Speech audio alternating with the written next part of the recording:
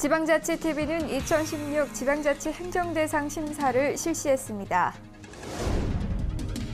안동시와 환경부가 물순환 선도도시 업무 협약을 체결했습니다. 여름철 비브리오 폐혈증 예방을 위한 각별한 주의가 요구됩니다. 영주시가 다양한 기관과의 협약을 통해 사업을 추진하고 있습니다.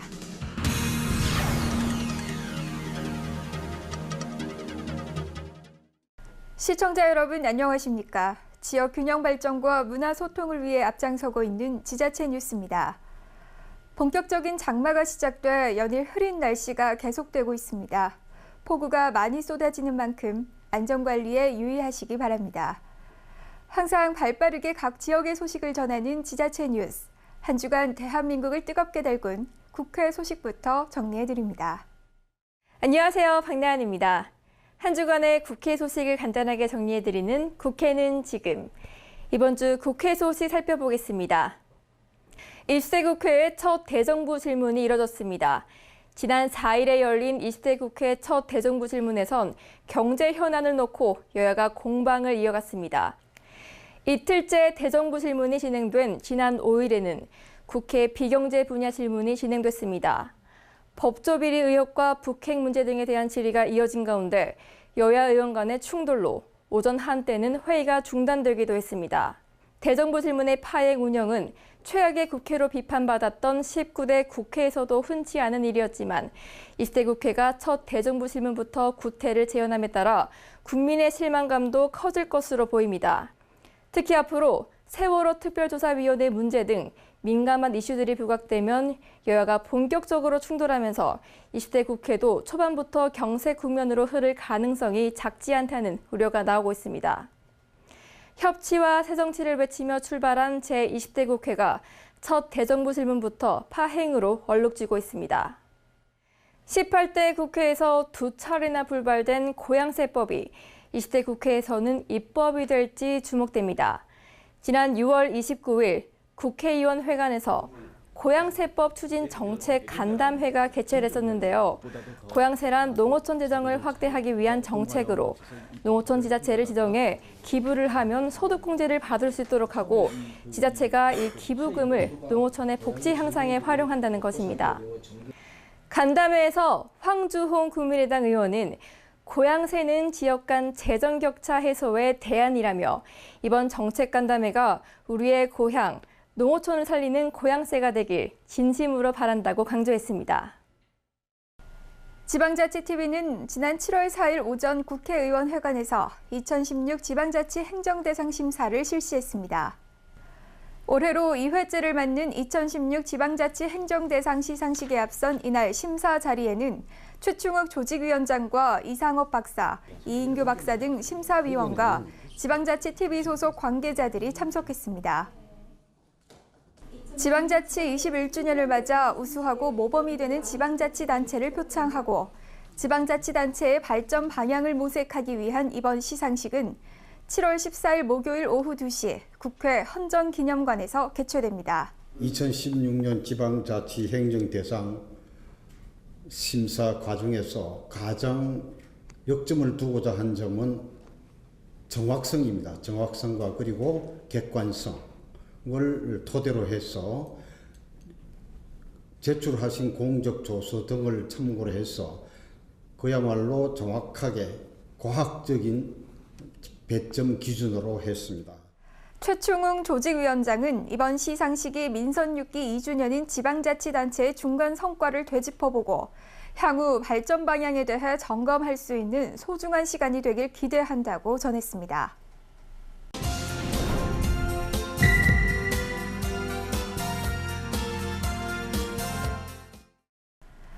안동시와 환경부가 물순환 선도도시 업무 협약을 체결했습니다. 안동시는 물순환 선도도시로 정착하기 위해 환경부와 손을 맞잡았습니다. 안동시와 환경부, 한국환경공단, 대전, 광주, 울산광역시가 참석한 가운데 물순환 선도도시 업무 협약이 체결됐습니다. 환경부의 환경정책이 심산 유곡에서 도시로 진출을 하고 있습니다.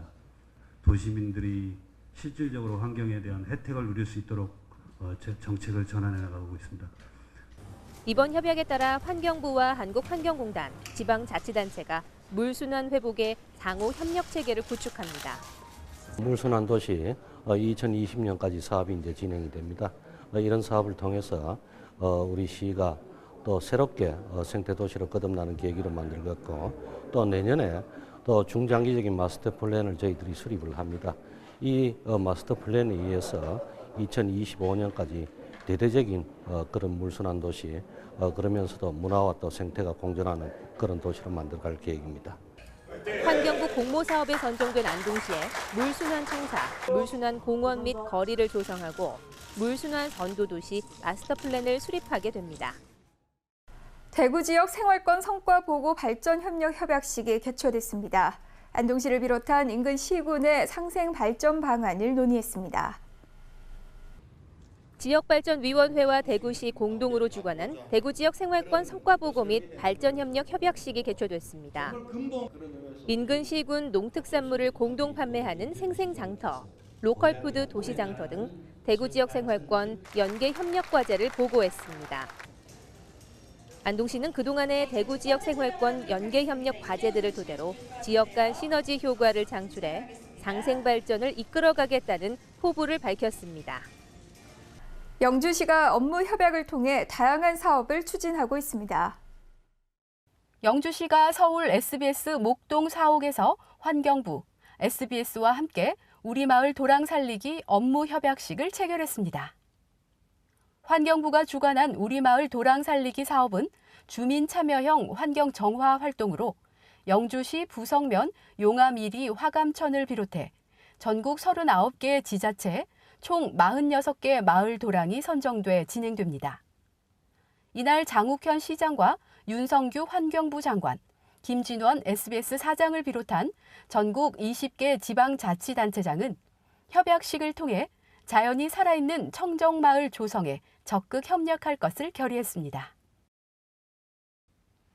영주시와 영주교육지원청이 학교 교육과 연계한 과학 전통문화 체험을 위한 업무 제휴 협약을 체결했습니다. 이번 협약은 과학문화 확산 및 전통문화 체험의 계기를 마련해 지역 내 학생들을 미래 융복합 인재로 육성하고자 추진됩니다. 두 기관은 학교 교육과 연계한 과학 전통문화 프로그램 개발 및 운영과 전시를 비롯해 체험 행사의 공동 협력 등 상호 간 협의에 의한 결정 사항에 대해 협력해 나가기로 했습니다. 영주시 드림스타트가 예체능 프로그램 추진을 위한 연계 사업 업무 협약을 체결했습니다. 이번 협약은 드림스타트 대상 아동들에게 학습 능력 증진과 예체능 관련 특기적성 개발 기회를 제공하기 위해 이루어졌습니다. 드림스타트는 관내 학원과 협약을 체결해 지원함으로써 취약계층 아동들의 소질 개발과 다양한 교육 기회를 제공할 계획입니다.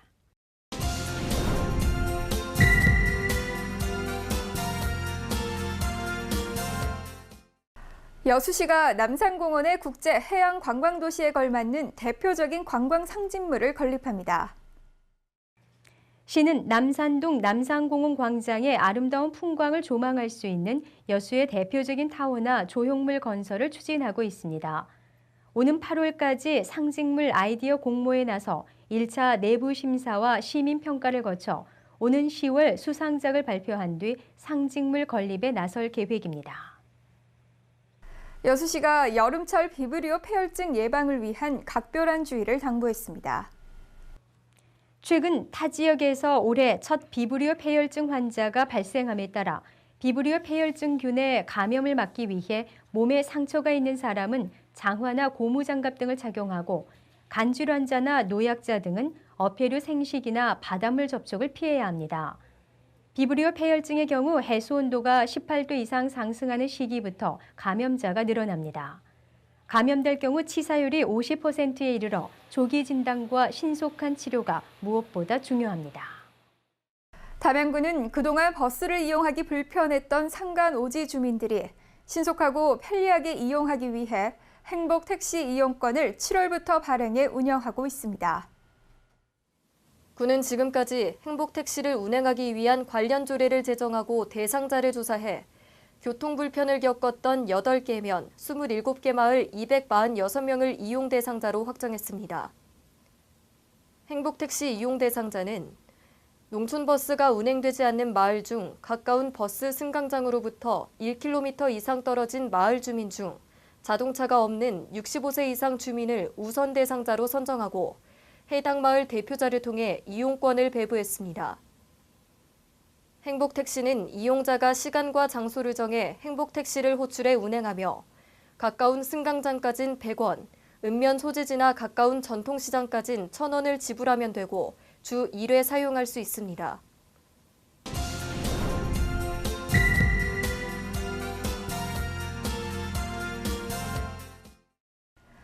(2018) 평창 동계올림픽 및 동계 패럴림픽 대외조직위원회가 평창 주 사무소 개소식을 갖고 현장 중심의 업무 체제에 본격 돌입했습니다. 평창군 대관령면 훈계리 일원에 신축한 조직위원회 주 사무소는 지상 3층 규모의 최대 700여 명이 근무할 수 있는 환경을 갖추고 있는데요. 자세한 내용을 강소라 리포터가 전해드립니다. 지난 27일 평창군 대관령면에서는 2018 평창 동계올림픽 조직위원회 평창 주사무소 개소식이 열렸습니다. 현장에는 조직위원회 임직원과 평창 군민을 비롯한 300여 명의 인사가 참석했는데요. 오케스트라의 축하 공연을 시작으로 테이프 커팅, 현판 제막식 등의 순서가 이어졌습니다. 오늘 개소식을 계기로 저희 조직위원회도 강원도 주민이 되었습니다. 저희들도 여러분들을 좀 더 자주 만나고 소통하고 대안을 만들어 나가도록 하겠습니다. 지역 주민, 사회단체, 각 기관에서도 내 일처럼 도와주시고 스스로 동참해 주시기를 부탁드립니다. 평창 주사무소는 대관령면 올림픽로에 위치해 있습니다. 3층 규모의 건물에는 최대 700명의 직원이 근무할 수 있는 완벽한 시설을 갖추고 있는데요. 종합상황실과 회의실, 사무공간 등 현장 중심 업무 체제에 적합하도록 꾸몄습니다. 그동안 서울 사무소에 일하던 임직원 350여 명은 개소식 이전부터 이곳으로 일터를 옮겨 업무를 시작했고, 알펜시아 리조트에 자리를 잡았던 평창 사무소 임직원 250명도 이전을 마쳐 본격적인 현장 중심의 업무 체제에 돌입했습니다. 올림픽 대회가 이제 592일 남았습니다만은 현지화라는 차원에서 올림픽 조직위원회가 이제 평창 시대를 열었습니다. 사실은 우리가 소치 올림픽 때는 사실 소치로 옮긴 것이 6개월 전에 옮겼습니다. 그런데 비해서 우리가 1년 반을 남겨놓고 옮겼다는 것은 우리가 그만큼 현지화를 빨리 하고 있다.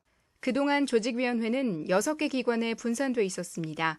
때문에 지역과의 소통이나 현장 중심의 행정, 체계적인 일처리에 어려움을 겪곤 했는데요.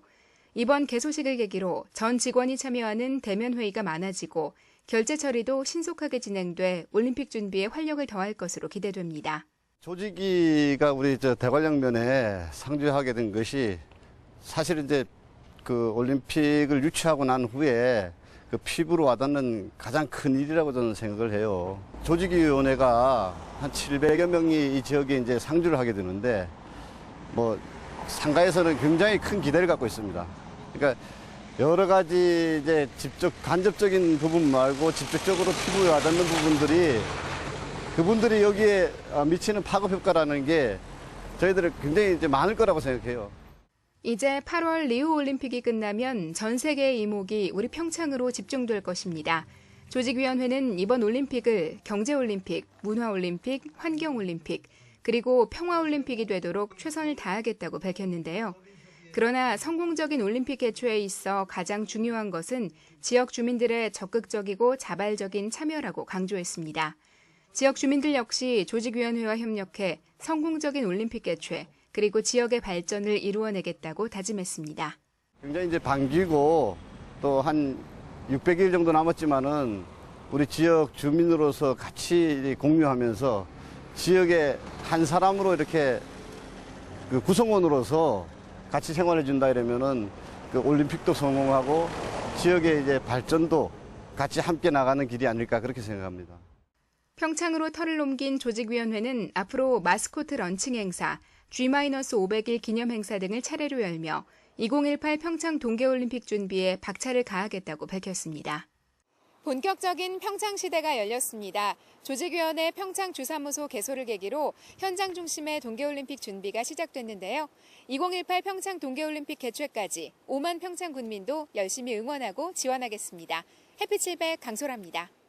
평창군이 2018 평창 동계올림픽에 대비해 외국인 관광객 수용을 위한 홈스테이 참여 가정을 모집합니다. 평창군은 홈스테이에 대한 이해 증진과 참여를 유도하기 위해 지난 28일 용평면 금송회관에서 엄태진 홈스테이 인코리아 대표를 초청해 홈스테이 호스트 역할과 조건, 외국인 손님 맞이 요령 등에 대한 강연을 가졌는데요. 30일에는 평창문화복지센터에서 홈스테이 설명회를 열기도 했습니다. 홈스테이 참여는 인종과 종교, 외국 문화 등의 편견이 없고 쾌적한 숙소 제공과 평창 문화 관광 탐방이 가능하며 자유롭게 이동할 수 있는 교통수단을 보유한 가정이면 누구나 참여할 수 있습니다. 군은 홈스테이 참여 가정에 외국인 회화, 글로벌 에티켓 등 교육과 함께 책임보험 가입, 봉사활동 실적 적립, 난방비, 식재료 구입비 등 인센티브를 제공합니다.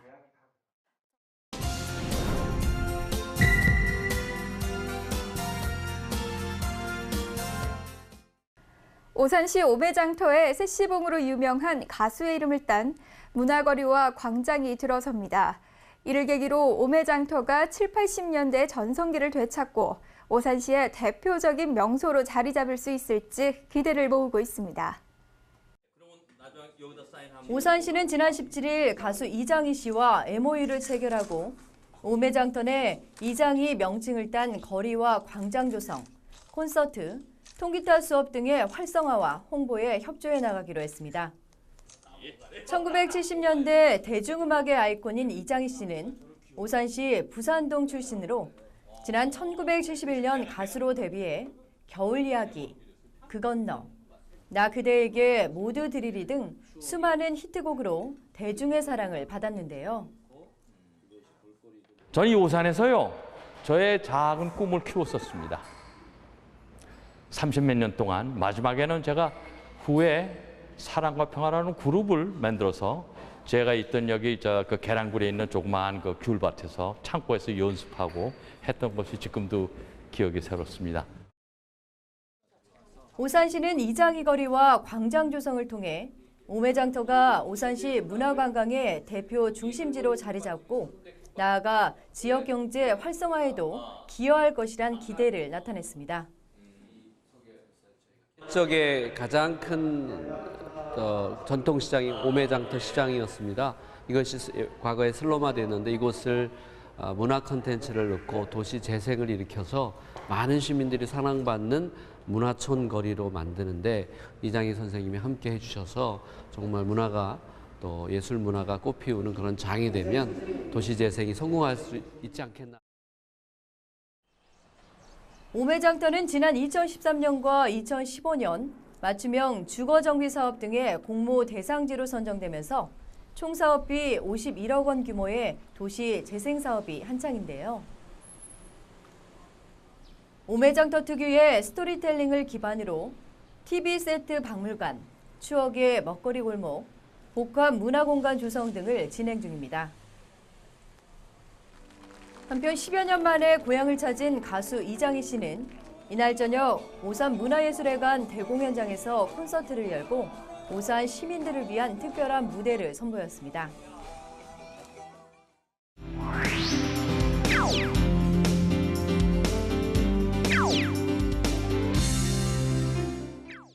안녕하세요. 정보경입니다. 여름 장마가 시작됐습니다. 며칠 사이 전국에는 많은 비가 내렸는데요. 후덥지근한 날씨 탓에 피부도 안 좋아지고 불쾌지수도 높아지는 요즘입니다. 이럴 때는 천연 미네랄 등 각종 유효 성분이 함유되어 있는 머드팩이 피부에 아주 좋다고 하는데요. 오늘은 이 머드의 고장, 산 좋고 물 맑은 보령시에 위치한 대천해수욕장 머드광장에서 열리는 보령 머드축제를 소개해드립니다. 대천해수욕장 인근 청정갯벌에서 채취한 바다 진흙으로 이 머드팩을 처음 개발했을 정도로 보령산 머드는 피부 미용에 탁월한 효과가 있는데요. 이 보령 머드의 우수성을 널리 알리고 더불어 대천해수욕장을 비롯한 지역 명소를 홍보하고자 보령 머드 축제가 개최됐다고 합니다. 올해로 벌써 19회째를 맞이하는 이 축제는 해수욕과 머드 체험을 동시에 즐길 수 있고요. 머드 바디 페인팅, 머드 씨름 대회, 머드 분장 콘테스트 등을 즐길 수 있다고 합니다. 국내 머드 축제로는 보령이 유일한데요. 노폐물 제거도 도와주는 머드 덕에 놀면서 피부도 챙길 수 있으니 일거양득이 아닐까 싶습니다. 보령 머드 축제는 오는 7월 15일부터 24일까지 열린다고 합니다. 외국인들에게도 인기 만점인 이 축제에서 온몸에 머드를 바르고 무더운 여름 시원하게 즐기시길 바랍니다.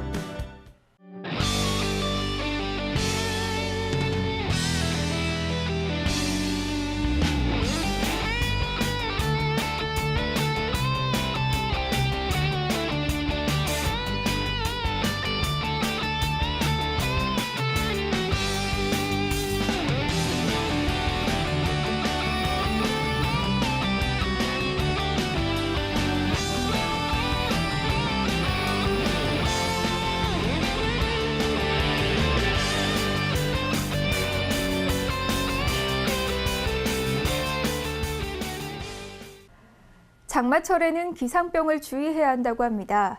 기상병이란 기온과 습도, 기압 등의 기상 변화로 두통과 우울증 그리고 관절염 등이 악화되는 것을 말하는데요. 그럴 때는 실내 환경을 쾌적하게 바꿔주고 유산소 운동을 해주는 것만으로도 증상을 완화하는 데 도움이 된다고 합니다. 항상 유익하고 기분 좋은 뉴스만을 전하는 지자체 뉴스. 오늘 소식은 여기까지입니다. 시청해주셔서 고맙습니다.